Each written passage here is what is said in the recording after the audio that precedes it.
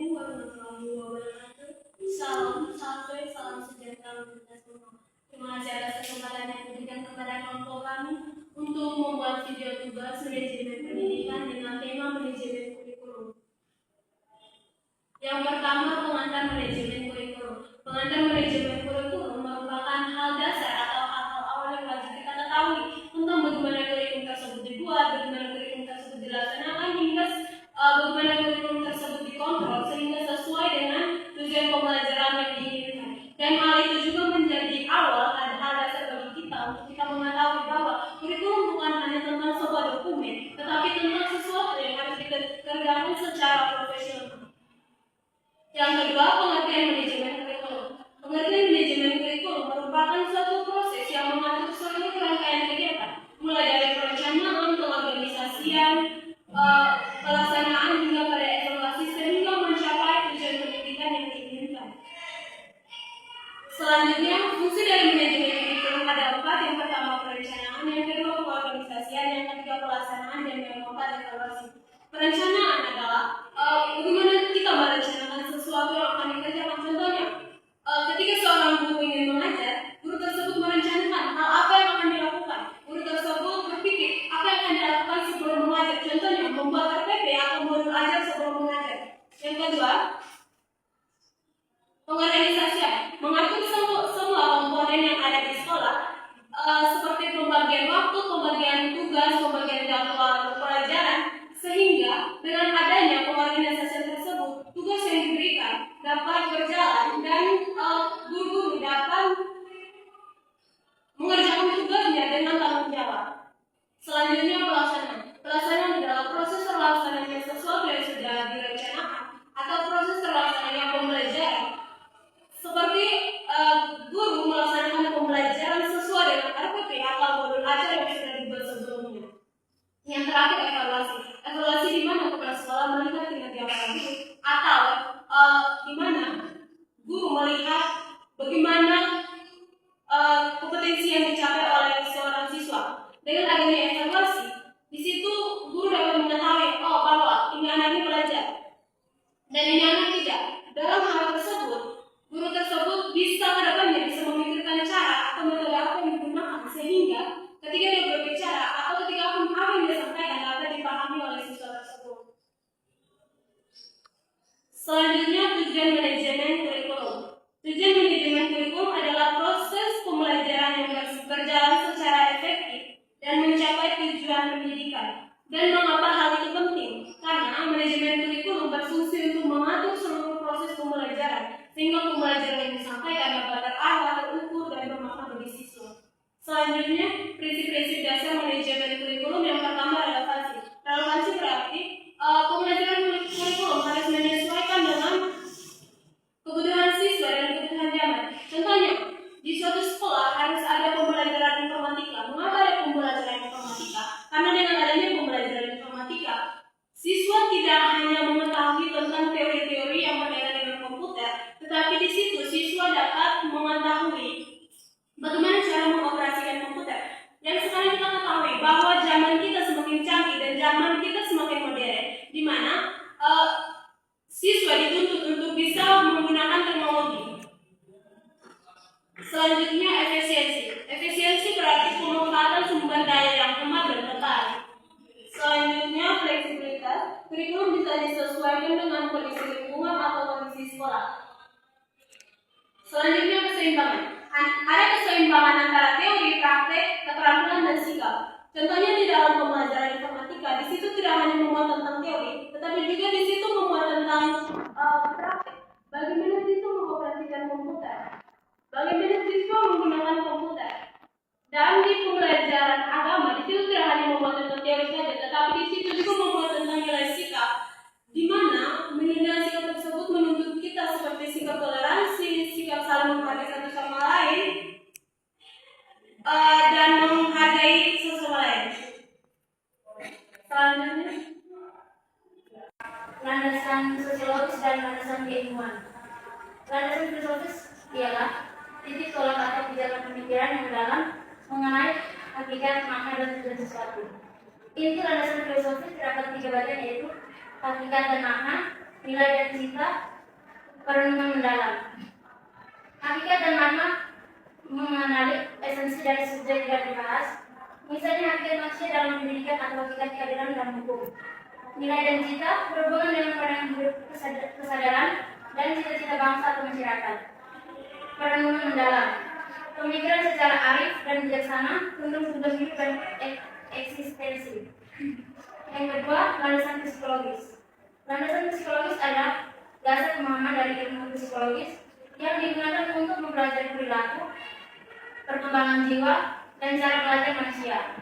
Poin-poin penting dalam landasan psikologis ialah pemahaman individu, proses belajar, perkembangan anak, interaksi edukatif.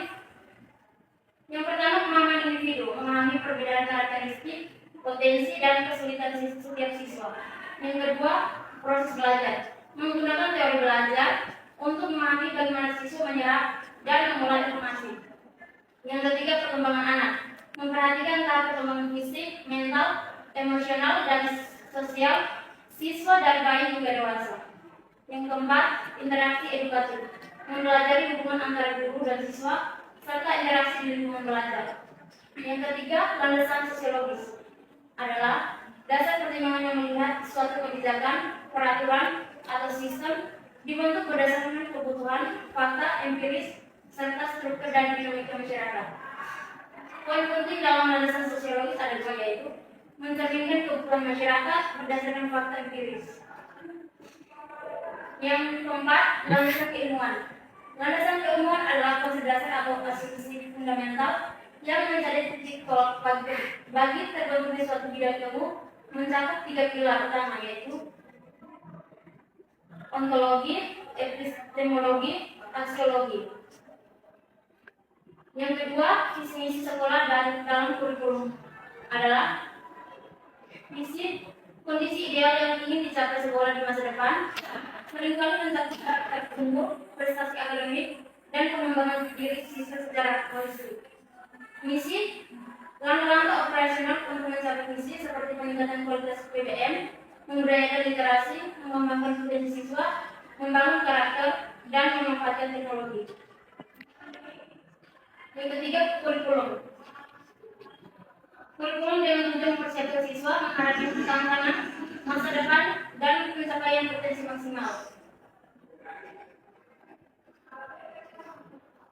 Berikut adalah karakteristik kurikulum yang baik.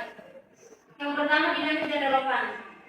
Terus berkembang mengikuti perkembangan zaman, iptek, serta kebutuhan masyarakat dan individu siswa. Yang kedua, berbasis kebutuhan. Didasarkan pada analisis kebutuhan siswa dan lingkungan atau masyarakat sekolah secara sistematis. Yang ketiga, berpusat pada peserta didik. Yang keempat, fleksibel dan adaptif. Yang kelima, komprehensif. Baik, ini saja materi yang saya sampaikan. Sekarang saya akan kembali ke materi yang ketiga. Saya akan menyampaikan tentang perencanaan kurikulum. Perencanaan kurikulum adalah proses merencanakan apa yang akan dipelajari siswa, bagaimana cara belajarnya, bagaimana mengecek hasilnya. Intinya berada di tidak asal-asalan dan sesuai dengan kebutuhan siswa. Yang kedua, penentuan kompetensi siswa atau tadi. Penentuan kompetensi siswa atau tadi adalah proses menentukan apa yang harus dikuasai siswa setelah belajar. Biasanya isinya harus tahu apa, harus bagaimana, dan bersikap bagaimana. Contoh, siswa bisa menjelaskan perubahan wujud benda. Fungsinya biar guru punya tujuan jelas waktu mengajar. Yang keempat, penyusunan silabus. Penyusunan silabus itu semacam dasar rencana mengajar. Isinya materi apa, pakai metode apa, murid melakukan apa, dan cara belajarnya bagaimana. Tujuannya supaya guru lebih rapi dan terarah dalam mengajar. Yang kelima, penentuan beban belajar dan struktur adalah proses mengatur jumlah pembelajaran, setiap minggu dan menyusun urutan materi. Dan dari awal semester hingga akhir, tujuannya agar siswa tidak kewalahan dan semua materi selesai didapat. Demikian. Baik, berikutnya itu adalah pengorganisasian kurikulum. Yang pertama adalah pembagian tugas guru. Pembagian tugas guru ini adalah menetapkan guru untuk mata pelajaran dan kelas tertentu agar proses pembelajaran berjalan secara efektif. Kemudian yang kedua adalah struktur organisasi kurikulum sekolah, yaitu susunan pihak yang mengelola kurikulum di sekolah, misalnya seperti kepala sekolah, wakil kurikulum, dan juga koordinator mata pembelajaran. Kemudian yang ketiga adalah pengaturan jadwal pelajaran. Itu menyusun urutan dan waktu pelajaran agar tidak bentrok dan sesuai dengan kebutuhan siswa. Kemudian yang keempat adalah koordinasi antar bidang studi, yaitu kerjasama antar guru mata pelajaran untuk menyelaraskan materi dan kegiatan pembelajaran. Contohnya IPA dan IPS membentuk proyek lingkungan kerjasama. Berikutnya adalah pengembangan perangkat pembelajaran. Yang pertama, RPP atau modul ajar. RPP adalah modul perencanaan pembelajaran yang disusun oleh guru untuk satu atau banyak pertemuan. Tujuannya adalah memastikan pembelajaran terstruktur, efektif, dan sesuai dengan kurikulum. Yang kedua, bahan ajar. Bahan adalah sumber daya fisik atau digital yang digunakan untuk mendukung pembelajaran seperti buku atau presentasi. Fungsinya adalah memperjelas konsep dan membuat pembelajaran lebih menarik. Yang ketiga, media dan sumber belajar. Media dan sumber belajar adalah alat penyampaian informasi seperti video atau gambar. Sedangkan sumber belajar adalah asal materi seperti buku. Keduanya mendukung pembelajaran. Yang keempat, penentuan metode dan model pembelajaran. Metode adalah teknik penyampaian materi, misalnya ceramah atau diskusi. Sedangkan model adalah kerangka pembelajaran yang dibuat, misalnya problem. Penentuan didasarkan pada tujuan, materi, karakteristik siswa, dan sumber daya. Yang berikutnya implementasi kurikulum. Yang pertama, proses pembelajaran kelas. Proses pembelajaran kelas biasanya melibatkan beberapa tahap, yaitu kegiatan. Guru mempersiapkan materi rencana pembelajaran yang akan dibahas. Yang kedua, pembukaan. Guru membuka pelajaran dengan salam, doa, dan pengantar topik yang akan dibahas. Yang kedua, diferensi pembelajaran. Diferensi pembelajaran adalah pendekatan pembelajaran yang mengakui bahwa setiap siswa memiliki kemampuan, kebutuhan, minat yang berbeda. Tujuan diferensi pembelajaran adalah untuk memenuhi kebutuhan individu siswa dan meningkatkan hasil belajar. Beberapa strategi diferensi pembelajaran adalah diferensi konten, menyediakan materi yang berbeda-beda tingkat kesulitan atau kompleksitasnya. Yang kedua, diferensi proses, menyediakan aktivitas yang berbeda-beda untuk pencapaian tujuan pembelajaran. Yang ketiga, diferensi prodi, menyediakan kesempatan bagi siswa untuk menunjukkan hasil belajar dengan cara yang berbeda-beda. Yang ketiga, pengelolaan kelas. Pengelolaan kelas adalah proses mengatur dan mengelola lingkungan belajar di kelas untuk mencapai tujuan pembelajaran. Beberapa aspek pengelolaan kelas yaitu pengaturan fisik, mengatur tata kelas, penselayaan dan suhu untuk menciptakan lingkungan yang nyaman. Yang kedua, pengaturan sosial, mengatur interaksi antara siswa, guru, dan sumber daya untuk menciptakan lingkungan belajar yang positif. Yang keempat, pelaksanaan pembelajaran berbasis proyek. Pembelajaran berbasis proyek atau pembelajaran berbasis proyek dalam kurikulum merdeka, yaitu PPP adalah pendekatan pembelajaran yang memungkinkan siswa untuk mengembangkan keterampilan dan pengetahuan melalui proyek yang relevan dengan kehidupan nyata. Siswa bekerja dalam kelompok untuk menyelesaikan proyek yang telah ditentukan dengan guru. Sekian. Berikutnya adalah evaluasi pembelajaran. Evaluasi pembelajaran dibagi atas 4, yaitu teknik penilaian, kedua penilaian teknik, ketiga analisis hasil belajar. Guru menganalisis jawaban siswa pada ujian untuk melihat jenis kesalahan yang sering dilakukan. Yang keempat, umpan balik pembelajaran. Umpan balik pembelajaran adalah informasi yang diberikan kepada siswa tentang kinerja mereka. Contohnya, guru memberikan komentar tertulis pada tugas siswa yang menunjukkan kekuatan mereka dan area yang perlu ditingkatkan. Sekian. Baik, materi yang berikut adalah evaluasi kurikulum.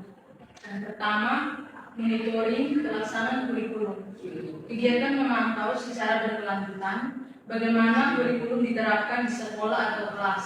Tujuannya untuk mengetahui apakah kurikulum berjalan sesuai tujuan, standar, dan jadwal yang telah ditetapkan. Yang kedua, observasi, wawancara, dan supervisi. Yang pertama, observasi, yaitu mengamati langsung proses pembelajaran di kelas.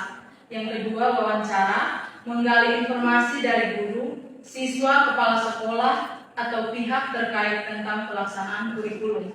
Yang ketiga, supervisi, yaitu pembinaan dan penilaian oleh pengawas atau pimpinan sekolah untuk meningkatkan kualitas dan pelaksanaan kurikulum. Yang ketiga, analisis kesesuaian rencana PS pelaksanaan, yaitu membandingkan antara perencanaan kurikulum seperti silabus, RPP atau modul ajar dengan pelaksanaannya di lapangan. Analisis ini bertujuan menemukan kesenjangan, kendala, dan faktor pendukung dalam implementasi kurikulum. Yang keempat, rekomendasi revisi kurikulum.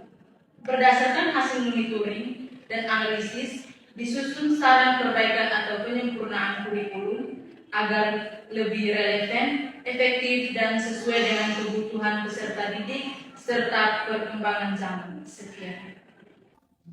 Selanjutnya, tantangan dan strategi manajemen kurikulum. Yang pertama, perubahan kebijakan, misalnya perubahan kurikulum. Pemerintah sering melakukan pembaharuan kurikulum agar sesuai dengan perkembangan zaman. Contohnya sekarang yang kita gunakan merupakan kurikulum merdeka, di mana kurikulum merdeka menuntut guru lebih kreatif, fleksibilitas, dan fokus pada kebutuhan peserta didik. Dan tantangan yang dihadapi guru sekarang adalah guru perlu beradaptasi dengan cepat, guru perlu pelatihan dan pemahaman, guru perlu menyesuaikan dengan perangkat ajar atau sistem penilaian yang sesuai dengan kurikulum sekarang. Selanjutnya, pemanfaatan teknologi dalam kurikulum. Teknologi digunakan dalam proses pembelajaran seperti media digital, aplikasi pembelajaran, internet, dan platform daring. Tantangannya, tidak semua guru mahir dalam teknologi. Contohnya di daerah-daerah terpencil atau sekolah-sekolah terpencil, di situ tidak ada teknologi, sehingga dengan adanya pembelajaran kurikulum, banyak sekali tantangan yang dihadapi guru karena guru tersebut tidak mahir dalam menggunakan teknologi. Selanjutnya, strategi manajemen kurikulum. Strategi menghadapi perubahan kebijakan, mengadakan pelatihan guru, diskusi, dan kolaborasi antar guru, menyusun perangkat ajar sesuai dengan kurikulum. Selanjutnya, setelah materi yang teman-teman dan saya sampaikan, dapat disimpulkan bahwa manajemen kurikulum merupakan upaya sistematis dalam mengelola kurikulum, mulai dari tahap perencanaan, pengorganisasian, pelaksanaan, hingga pada evaluasi, di mana kurikulum disusun berdasarkan landasan yang kuat serta visi dan misi dari sekolah, sehingga guru dapat melaksanakan pembelajaran secara terarah dan bermakna. Dengan manajemen kurikulum yang baik, tujuan pendidikan dapat tercapai secara optimal dan sesuai dengan peserta didik. Sekian dari video kami. Wassalamualaikum warahmatullahi wabarakatuh.